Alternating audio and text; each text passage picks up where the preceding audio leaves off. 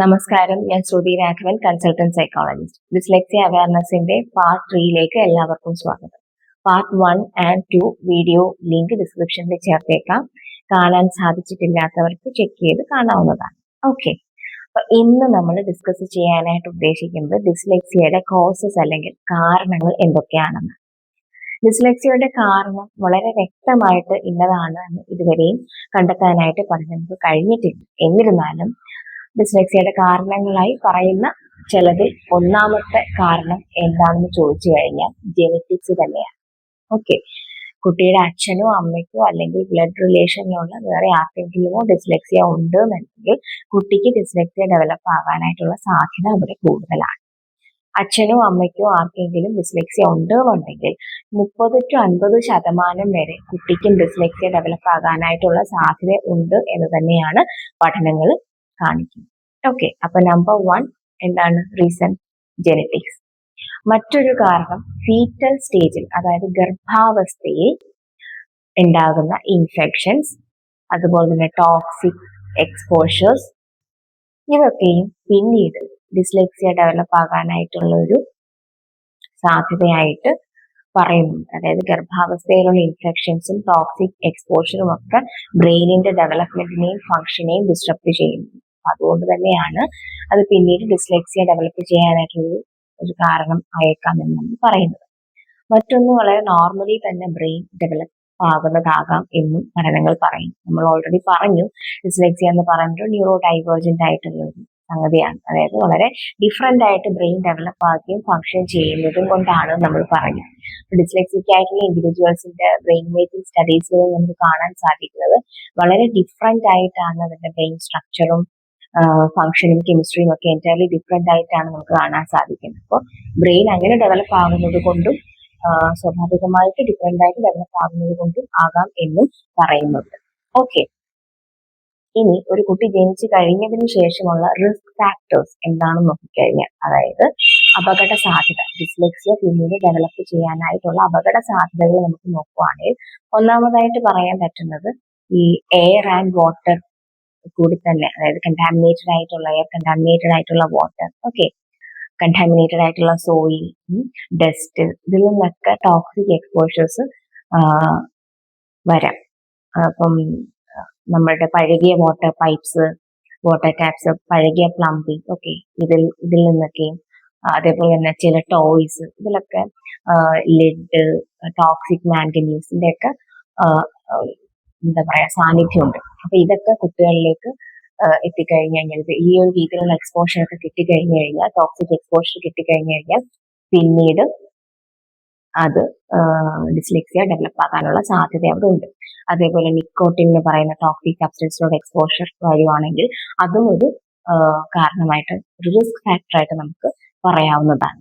Okay, മറ്റൊന്ന് ഏറ്റവും പ്രധാനപ്പെട്ടതെന്ന് ഞാൻ വിശ്വസിക്കുന്ന ഒരു കാര്യമാണ് പ്രോപ്പർ ആയിട്ടുള്ള റീഡിംഗ് മെറ്റീരിയൽ പ്രൊവൈഡ് ചെയ്തില്ല എന്നുണ്ടെങ്കിൽ.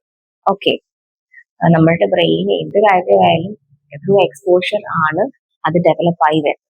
അപ്പൊ റീഡിങ്ങിനുള്ള ഒരു അവസരം അല്ലെങ്കിൽ ഒരു സാധ്യത ഒരുക്കി കൊടുത്തില്ല എന്നുണ്ടെങ്കിൽ എങ്ങനെയാണ് റീഡിങ് ഡെവലപ്പ് ആകുക? അപ്പൊ റീഡിങ് മെറ്റീരിയൽസ് പ്രോപ്പറായിട്ട് പ്രൊവൈഡ് ചെയ്തില്ലെങ്കിൽ അതും പിന്നീട് ഡിസ്ലെക്സിയ ഡെവലപ്പ് ആകാനായിട്ടുള്ള ഒരു റിസ്ക് ഫാക്ടർ തന്നെയാണ്.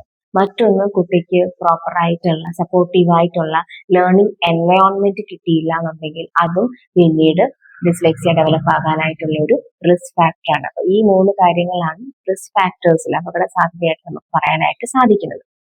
അതിൽ ഞാനിപ്പോ രണ്ടാമത് പറഞ്ഞ ഈ റീഡിംഗ് മെറ്റീരിയൽ പ്രൊവൈഡ് ചെയ്തില്ല എന്നുണ്ടെങ്കിൽ അതിപ്പോ ഏറ്റവും കൂടുതൽ കണ്ടുവരുന്നതാണെന്ന് തന്നെ പറയാൻ സാധിക്കും. നമ്മളുടെ ഒരു ക്ലിനിക്കൽ ഒരു ഒബ്സർവേഷൻ നോക്കിക്കഴിഞ്ഞാൽ തന്നെ റീസെന്റ് ആയിട്ട് തന്നെ നമ്മളുടെ ക്ലിനിക്കിൽ ഒരു കുട്ടി, അപ്പൊ അത് തന്നെ ഇൻഡിപെൻഡന്റ് ആയിട്ട് റീഡ് ചെയ്ത് തുടങ്ങി, കുറേശ്ശെ തനിയെ വായിച്ചു തുടങ്ങിയിട്ടുണ്ട്. അപ്പൊ ഞാൻ അവരോട് പറഞ്ഞു, പേരന്റിനോട് പറഞ്ഞു, റീഡിങ് മെറ്റീരിയൽസ് ഒക്കെ വാങ്ങിച്ചു കൊടുക്കണം എന്നല്ല. ഇപ്പൊ നമുക്ക് കുട്ടികൾ വായിക്കുന്നതായിട്ടുള്ള ഒരുപാട് പുസ്തകങ്ങളുണ്ടല്ലോ, ബാലരമ, ബാലഭൂമി, ഓക്കെ, അതുപോലെ തന്നെ ഇംഗ്ലീഷിലെ ബുക്സ്, സ്റ്റോറി ബുക്സ് ഇഷ്ടം പോലെ അവൈലബിൾ ആണ്. അപ്പൊ ഇത് വാങ്ങിച്ചു കൊടുക്കണം എന്ന് ഞാൻ പറഞ്ഞു. അപ്പൊ പേരന്റ് ഫസ്റ്റ് എന്നോട് ചോദിച്ചത് ഈ ബാലരമയും ബാലഭൂമിയും ഈ വക അമർചിത്രകഥയൊക്കെ ഇപ്പോഴും ഉണ്ടോ എന്നുള്ളതാണ്. അത് എനിക്ക് ഭയങ്കരമായിട്ട് ശരിക്കും എനിക്ക് ഭയങ്കരമായിട്ട് ഞാൻ അത്ഭുതപ്പെട്ടു. കാരണം അങ്ങനെ പേരന്റ് ചോദിച്ചപ്പോൾ ഈ കുട്ടി ഒന്നും കണ്ടിട്ടേ ഉണ്ടാവില്ലല്ലോ, അല്ലേ? അപ്പൊ അത് വളരെ മേജർ ഒരു ഫാക്ടർ ആണ്. ഓക്കെ, കുട്ടികൾക്ക് റീഡിങ് മെറ്റീരിയലിന് ആ ഒരു എക്സ്പോഷർ കൊടുത്തു കഴിഞ്ഞാലേ അവരുടെ ബ്രെയിൻ ആ രീതിയിൽ അവരുടെ സ്കിൽ റീഡിംഗ് എന്നുള്ള സ്കിൽ ഡെവലപ്പ് ആയി വരുമോ. ഇപ്പൊ നമ്മളുടെയൊക്കെ ഇപ്പൊ എന്റെ ഒരു വ്യക്തിപരമായിട്ടുള്ള ഒരു കാര്യം പറയുകയാണെന്നുണ്ടെങ്കിൽ എന്റെ ഒരു കുട്ടിക്കാലത്തെ കുറിച്ചൊക്കെ ഒരു ഓർമ്മ വരുമ്പോൾ ഏറ്റവും കൂടുതലായിട്ട് ഉള്ള ഒരു നല്ല ഓർമ്മകളിൽ ഒന്നാണ് ഈ പുസ്തകങ്ങൾ. അന്നത്തെ കളിക്കുടുക്ക കൊണ്ടോന്ന് എനിക്ക് അറിഞ്ഞില്ല, അതിന് പകരം വേറെ എന്തെങ്കിലും ഇല്ലാന്നുണ്ടെങ്കിൽ വേറെ എന്തെങ്കിലും വന്നിട്ടുണ്ട്. ഇപ്പൊ കളിക്കുടുക്ക, അതുപോലെ തന്നെ ബാലഭൂമി, ബാലരമ, അമർചിത്ര കഥകള്, ഓക്കെ, പിന്നെ റീഡേഴ്സ് ഡൈജസ്റ്റ്, പിന്നെ കുറേ സാധനങ്ങളുണ്ട്, യുറേക്ക, കുറെ കുറെ കുറെ മെറ്റീരിയൽസ് ഉണ്ട്. അപ്പോൾ ഏറ്റവും കൂടുതലായിട്ട് നമ്മളുടെ ഓർമ്മയിലേക്ക് വരുന്ന ഒരു സംഗതി ഇതാണ്. ഇപ്പം കുട്ടിക്കാലത്തെ കുറിച്ച് ചിന്തിക്കുമ്പോൾ തന്നെ ഈ പുസ്തകങ്ങളും അതിനകത്തെ കഥകളും കഥാപാത്രങ്ങളും വളരെ ക്യൂരിയസോടുകൂടി അത് വായിച്ചിരുന്ന ഒരു സമയം ഒക്കെയാണ് ഓർമ്മയിലേക്ക് വരുന്നത്. അപ്പൊ അതൊരു നല്ലൊരു അനുഭവമാണ്, നമ്മുടെ ജീവിതത്തിൽ ഒരു നല്ല ഏടുകൂടെയാണത്. അപ്പൊ അത്രയും നല്ലൊരു അനുഭവം ഇന്നത്തെ കുട്ടികൾക്കും ഇന്നത്തെ തലമുറയിലെ കുട്ടികൾക്കും നമുക്ക് കൊടുക്കാനായിട്ട് സാധിക്കണം. അത് ഓക്കെ. അപ്പൊ അത് വളരെ നല്ലൊരു കാര്യമാണ്, ഒരു മേജർ എലമെന്റുമാണ് ഈ റീഡിംഗ് എന്ന് പറയുന്ന സ്കില്ല് ഡെവലപ്പ് ആകാനായിട്ട്. അപ്പോ ഇത്രയുമാണ് ഇന്നത്തെ വീഡിയോയിൽ നമ്മൾ ഡിസ്കസ് ചെയ്തത്.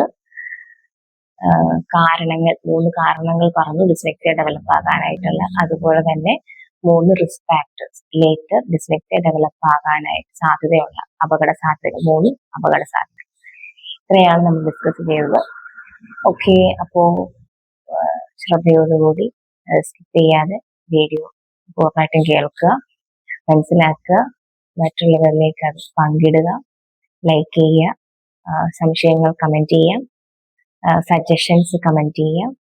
ഓക്കെ, ആൻഡ് അപ്പോൾ നെക്സ്റ്റ് അടുത്തൊരു വീഡിയോയിൽ നമുക്ക് കാണാം. ഇനി നമുക്ക് ഡിസ്ലെക്സിയയുടെ സ്ക്രീനിങ് ടെസ്റ്റ് ആണ് ബാക്കിയുള്ളത്. അതായത് ഡിസ്ലെക്സിയ എങ്ങനെ കുട്ടികളിൽ, നമ്മളുടെ കുട്ടികൾക്ക് ഡിസ്ലെക്സിയ എങ്ങനെ ഉണ്ടെന്ന് നമുക്ക് സ്ക്രീൻ ചെയ്ത് നോക്കാനായിട്ട്, ഡിസ്ലെക്സിയ ഉണ്ടോ ഇല്ലയോ എന്നുള്ള ഒരു സ്ക്രീനിങ് ടെസ്റ്റ് ആണ്. അത് മിക്കവാറും ഞാൻ ലൈവായിട്ടായിരിക്കും ചെയ്യുന്നത്. ലൈവ് നേരത്തെ തന്നെ നിങ്ങൾ അറിയിക്കുന്നതായിരിക്കും എന്നാണ് നമുക്ക്. ഓക്കെ, അപ്പൊ എന്തായാലും സ്റ്റേ ട്യൂൺ. Thank you.